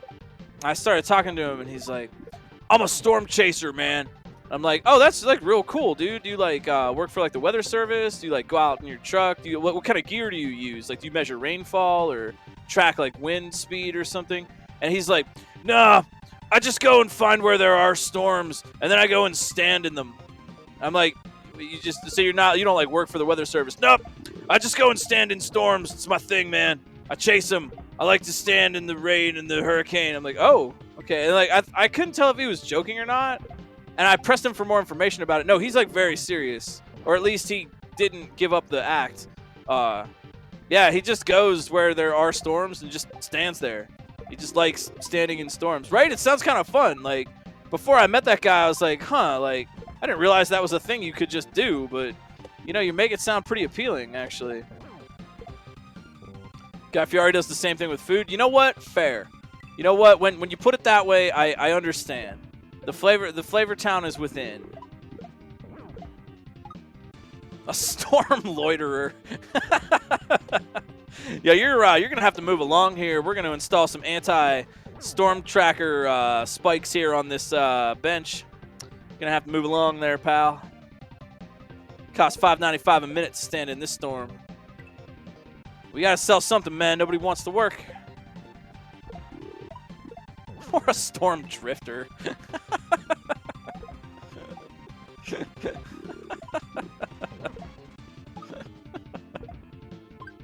He was a cool guy. He really liked standing in the rain. That was the same show where I met this other guy. I think he was friends with the storm chaser guy. Everybody at the bar seemed to know him, and I didn't. I wasn't from there, and everyone seemed to kind of know that he had a reputation of being, shall we say, exuberant. And he noticed I had a kind of colorful hoodie on, like a mandala kind of pattern. And that was kind of awkward because I was like the only one wearing color at a rock and roll show. And so he singled me out. He came up to me and he's like, he was kind of drinking. He was like, "What's your name? Hey, man, what's your name? Your hoodie, man. What's that color?" And I told him my name was Glitch, which that is, like, I tell people my name is Glitch. That is my name, essentially. I don't mind going by that. But he didn't believe me. And he got kind of, like, indignant. Like, "No, it's not. Your name's not Glitch. What's your name?" I'm like, "Dude, it's Glitch. Like, that's, it's my, like, road name. That's what I tell people. It's my name." "No, man, that's not your name. What's your name?" And so I just started kind of messing with this guy, and I looked at him. I'm like, "All right, look, man, I'm sorry. I was lying to you. My name is Rockin' Ronnie." And he's like, "Oh, yeah, right." And then every time, the whole show, when he would look at me and see me, he'd be like, "What's your name?" And I'd be like, "Oh, it's Jim Bob McDirt." And every time I would tell him a different name. I never did tell him my real name. Never did find out his name either. Anyhow, I don't know why I'm telling you this. I hope you're all having a nice night, man. I stayed up way too late and didn't get a lot of sleep, so I am a little bit loopy.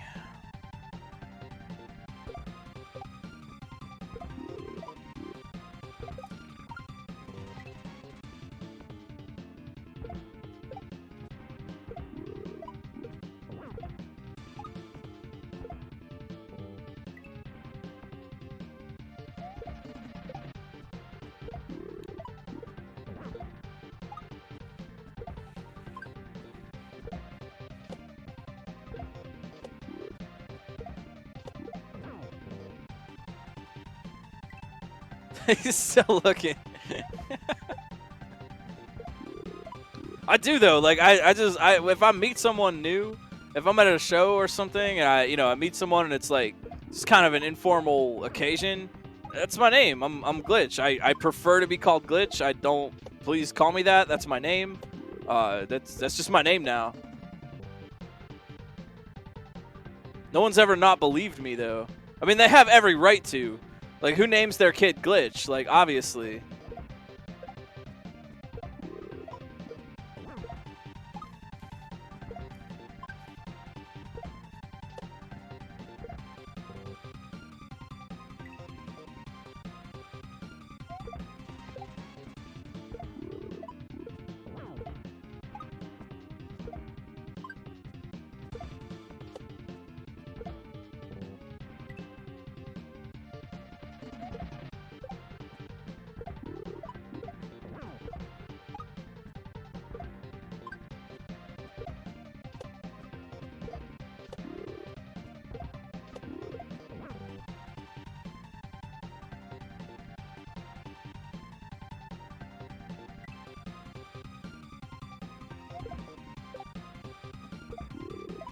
Oh, yeah. Yeah. Excuse me. Let's say I like GDQ because everybody has to walk around with a name tag on all the time, and I'm not. I meet people, and I'm bad with names because normally they only say it like one time, then you're just expected to remember it. So I'll remember like, oh, you're that guy we met. Yeah, we had such a fun time. We played that exact game, and I remember the runs we watched. And I'm really glad that you're wearing a name tag so I can look down and be like, hello there, Sprite. Like, I like that. I wish more name tags were just common. We normalize wearing name tags so people know my name.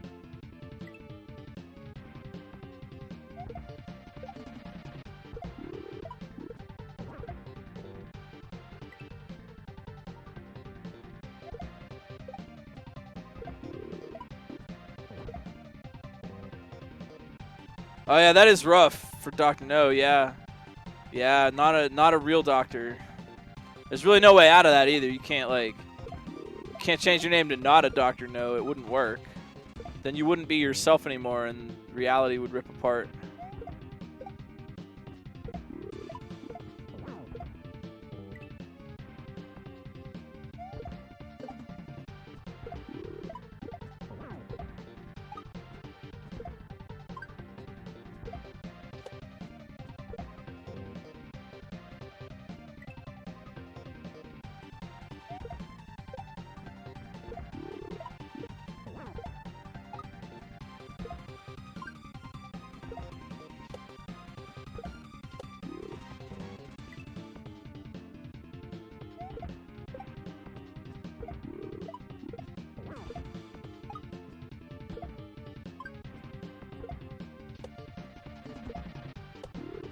This is some good shell jumping action. I'm excited to play this level for myself, and when I want to play it, I'm going to go right over to romhackraces.com and check out the incredibly big archive of patches that we have over there. Download the patch for yourself, try it out. You don't have to be a part of the race. If this level just looks interesting to you and you want to try it, they live there, and you can get them.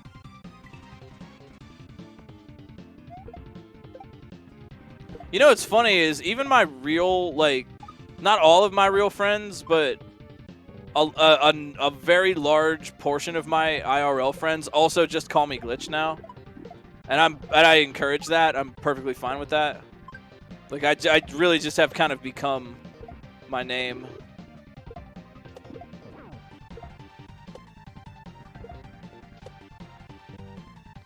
But you know, as Vonnegut said, we become what we pretend to be.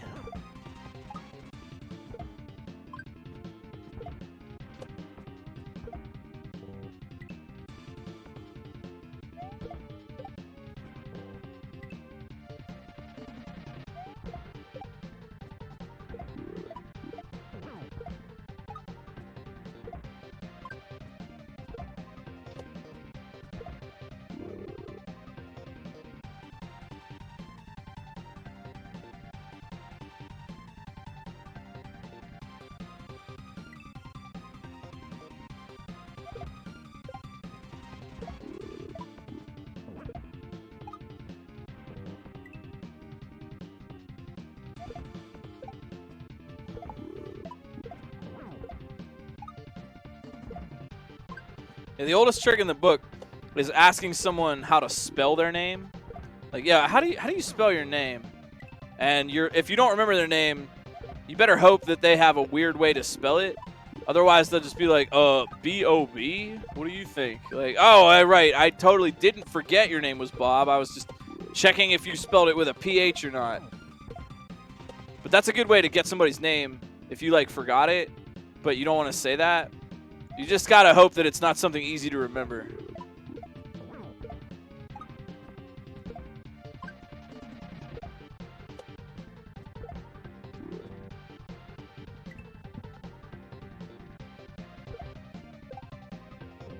Because then they'll know you forgot, and you're just trying to be sneaky about it.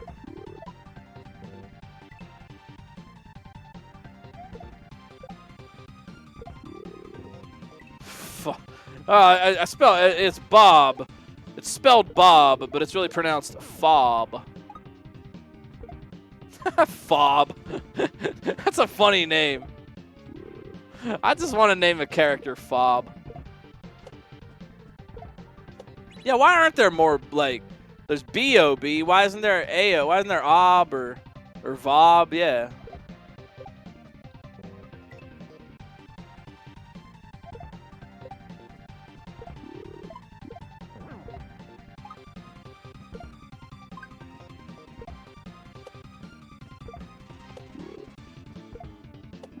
Bab? Oh, they live in Boston.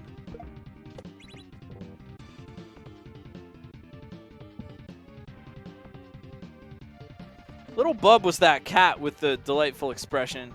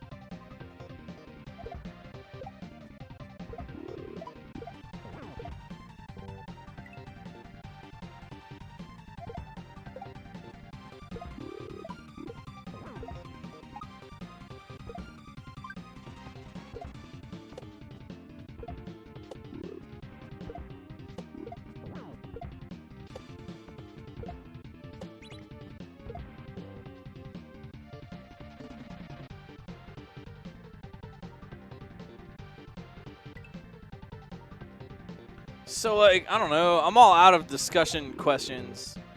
It's your turn to have a discussion question.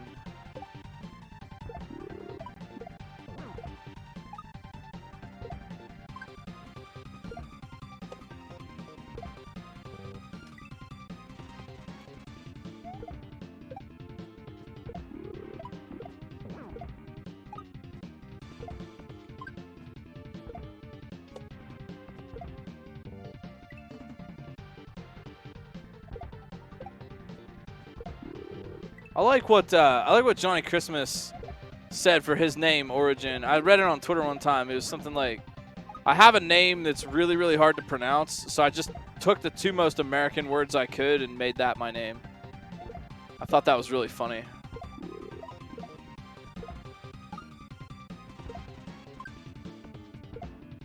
What waffles are the best kind? The ones on my plate. And hopefully they'll be Belgian.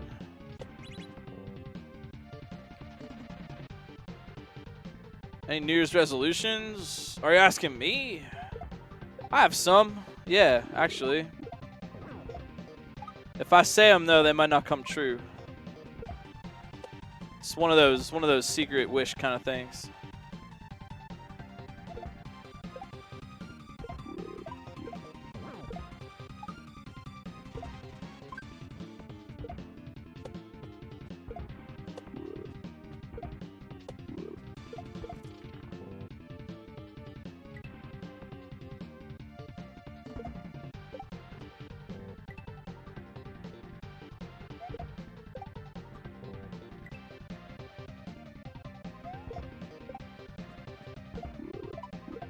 That's a unique name.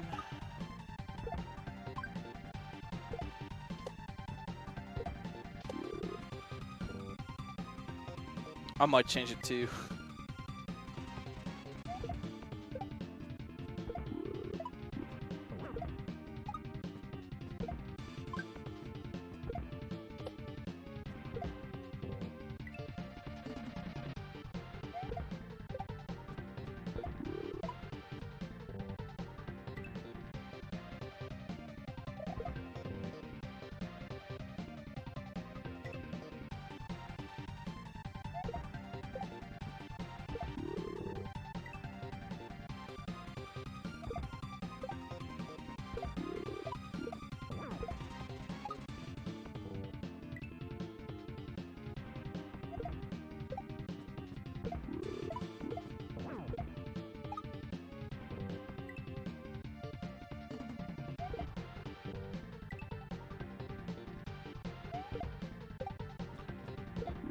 I'm sorry, what? I don't even know how to pronounce that. I'm not going to embarrass myself by trying. Pardon me. Yeah, again, I hope you all are having a good night. Like I said, I think everyone, well, maybe, I can't speak for everyone, but I am, didn't get a lot of sleep, so I am just kind of exhausted today, but a good way to start the year. A fun Romhack race, and I'm looking forward to more with everybody.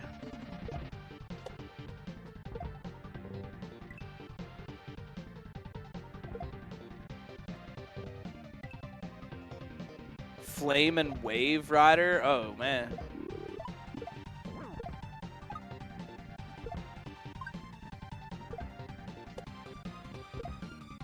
It's pronounced Nate? Then why is it not spelled Nate?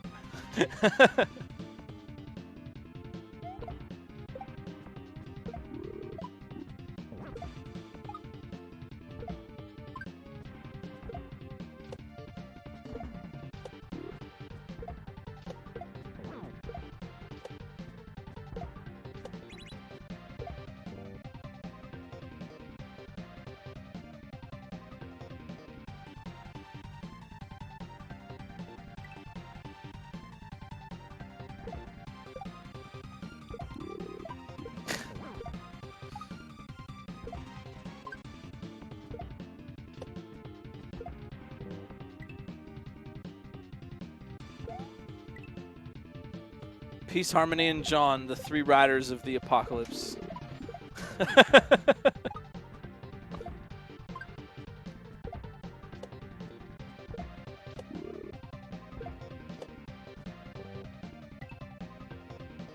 Sunshine America? Oof.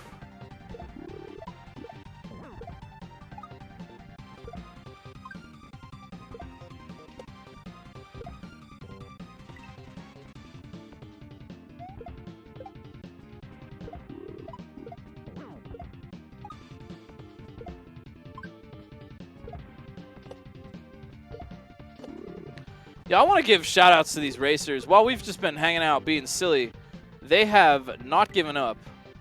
Still fighting away at this Big Boo. I admire the tenacity.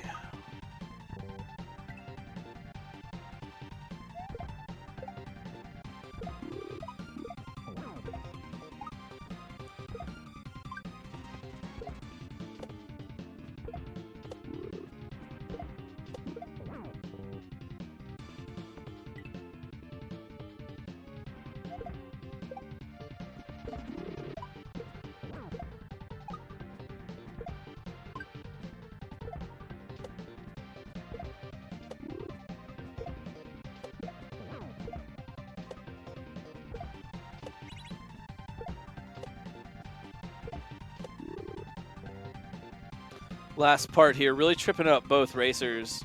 The 3 death blocks positioned in a line there.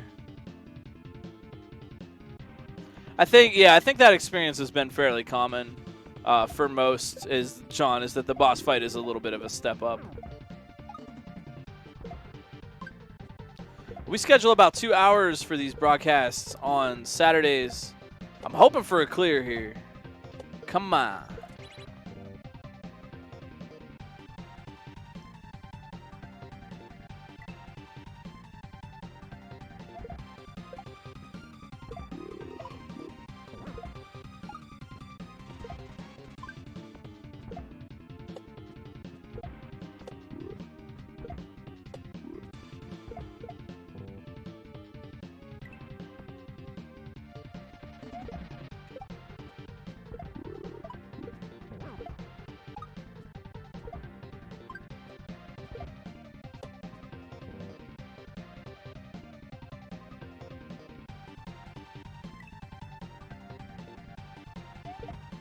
Oh yeah, if you're feeling awake, you can throw some emotes in chat for support. These two are really going at it. I like that. I admire the tenacity. It takes persistence to get through something like this.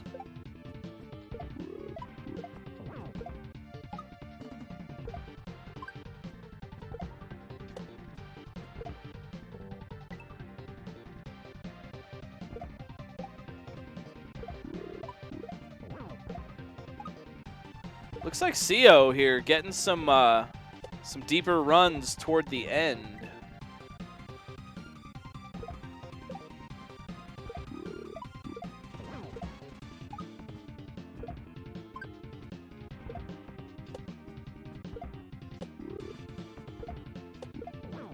Dang, flexing with the tier 3.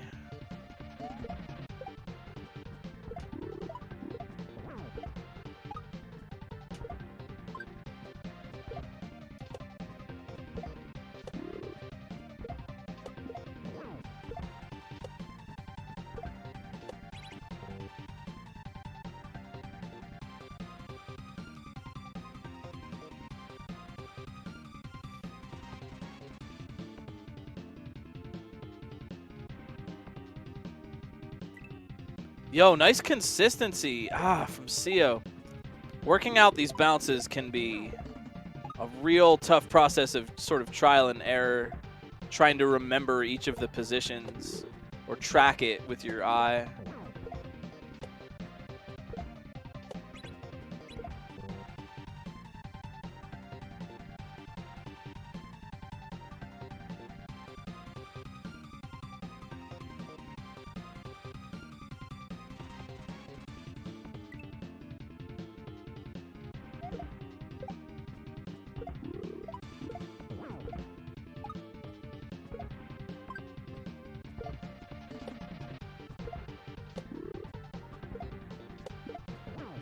Do I ever play these before the race when I commentate? Sometimes I do. We have a really good team of testers who generally take care of it. Sometimes for a tough level, or if somebody is not available for a week and we need some folks, then I will jump in on testing.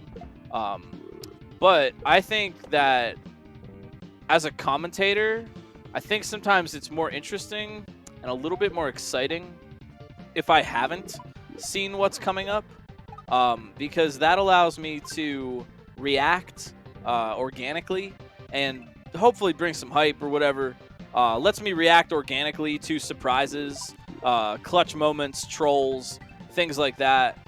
And also, it helps me as a commentator get myself in the racer's head, because instead of looking at a level that I already know all the solutions, I'm figuring out what's going on in the level while I'm watching the racers figure it out. And that has led to some good insights and good commentary. So I'm always around to help. I'm staff for Romhack races. And I do sometimes, but I genuinely think I do better commentary without having seen the level.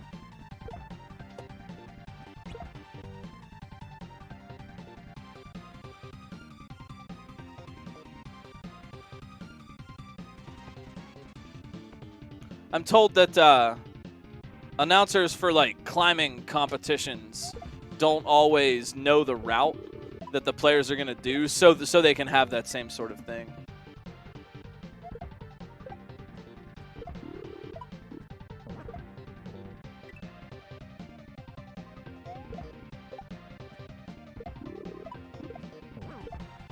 But it definitely helps in the reactions department of you know, if I know that there's a troll coming up at the end of the level,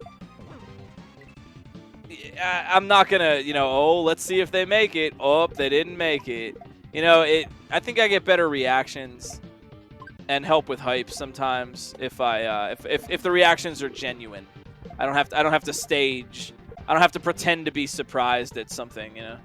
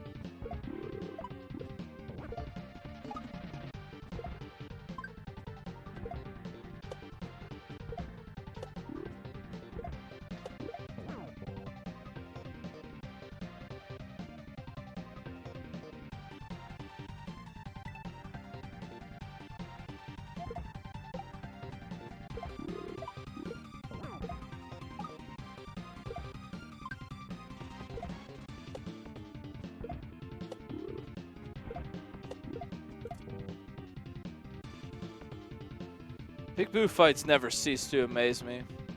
The sheer amount of creativity that people can come up with for the same essential Big Boo, fascinating. Yo, I would definitely agree with that, Sean.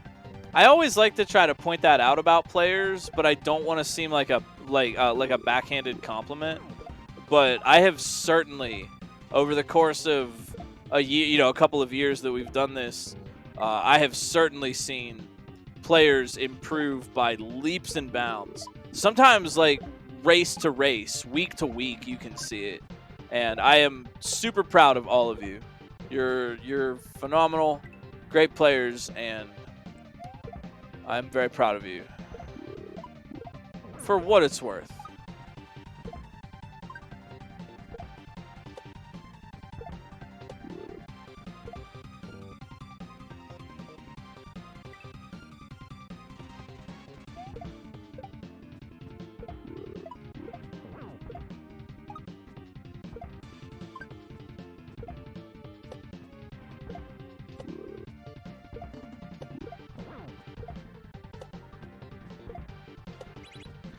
Thank you all so much for stopping by tonight. Like I said, we generally schedule 2 hours for this broadcast, so there still is some time if we're gonna get another clear or two. I'm hoping for it. CO, ooh, look out! Ooh, hoping for the good runs. But yeah, we're gonna raid. We got a little bit of time to chat. Oh man, I don't really have much else to say. I hope y'all are doing very, very well. It is quite an honor to do this every week, and that's a lot of fun. I think progress in Kaizo is the kind of thing that you see it more the more time has passed. You know, you beat one hack, you beat a harder hack, you beat 2 or 3 or 4 more hacks, and even then you might not feel like you've gotten a lot better, but it's only when you give it some time and then look back that you start to notice, oh, wow, I've really improved. It's because everything in Kaizo is so freaking hard, right? You beat one hard game only to replace it with a new game that's even harder than the first game. And it just goes on and on and on and on and on like that forever, as long as you can. And because of that, I think it's tough to see improvement. It's tough to see, right? Because you're only ever playing stuff that challenges you. And that's why I sometimes recommend go back and play a vanilla hack. Play something non-Kaizo. If you've focused on Kaizo primarily for however long, take it's Kaizo is like training in the Dragon Ball Z gravity chamber.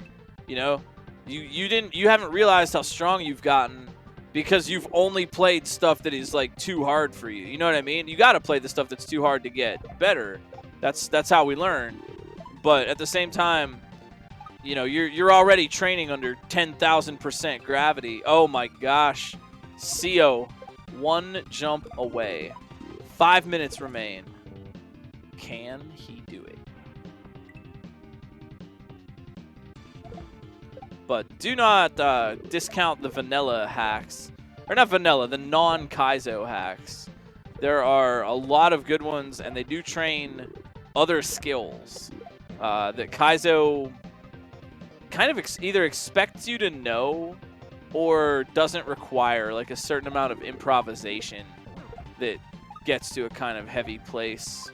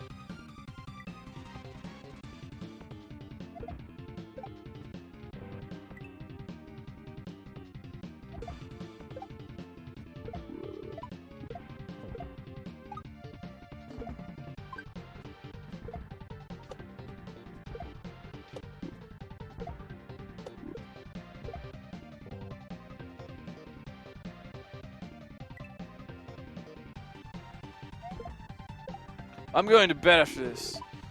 Thank you for asking. I appreciate your interest in my continuing adventures. However, I had a very lovely New Year with people that I care about very, very much. And as a result, I got very little sleep. And as another result of that, I am tired as heck. So, no, I'm going to bed. I'm probably going to hang out for a little bit with my wife, and then I'm going to go to bed. But, no, I don't know. This is about all the energy I have today.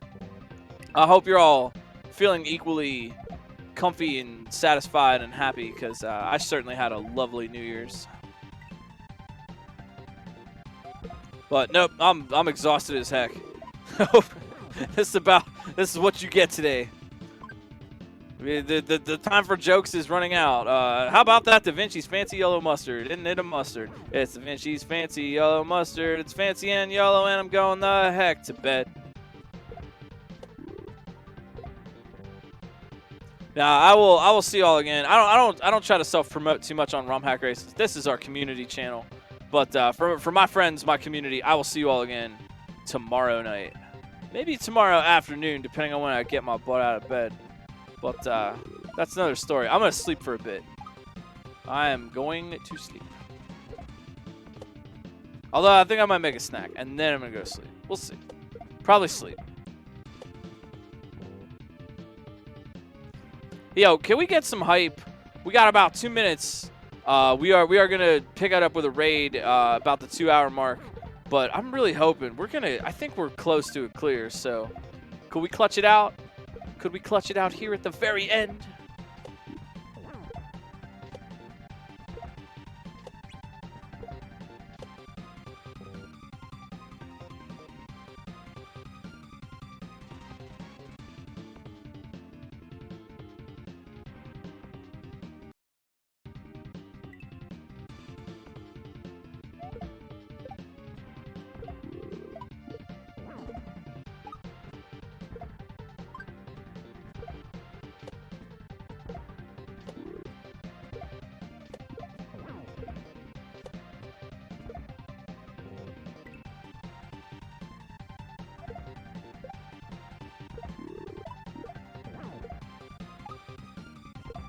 CO. Oh, with a chance. Gotta get that last landing. We are about getting ready to hit the 2-hour mark. I just wanted to say thank you again. If anybody wants to learn a little bit more about what we do, I'll give you the plug again. Romhackraces.com is the website. Check us out. Learn a little bit more about what goes on. Sign up for races. Volunteer for levels. Whatever you want to do. Even just get the patch. Try it out for yourself. You can also jump on the Discord server over on romhackraces.com. That's the website again. If you didn't hear it the first time, jump on the Discord server, talk shop with us. Check out the brand new SMW base ROM that we just put out. People put a fantastic amount of work into that. It's a really good base ROM. If you're looking to make a ROM hack, even not for ROM hack races, but just your own thing, please feel free to grab that base ROM up and use it. It has got great resources there. Next week, we are back with another event. We got Valdio making a level. The sequel, Valdio returns next Saturday. So gently tap that follow button. It's had a big day. It doesn't want you to smash it real hard.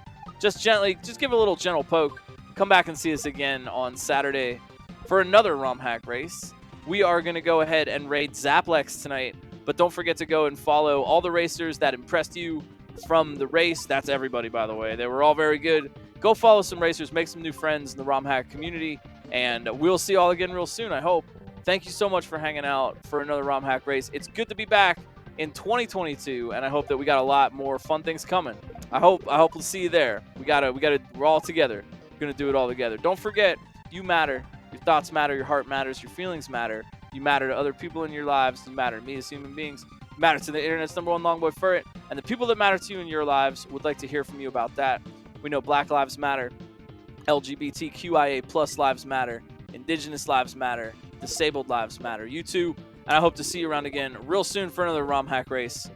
Oh, thank you so much, everybody, for watching tonight. I'm going to go and get a snack and fall asleep for a long, long time. When I wake up, it'll still be a new year, and I'm glad to share it with everybody. See you around next time. Thank you for watching Hack the Planet. Peace out.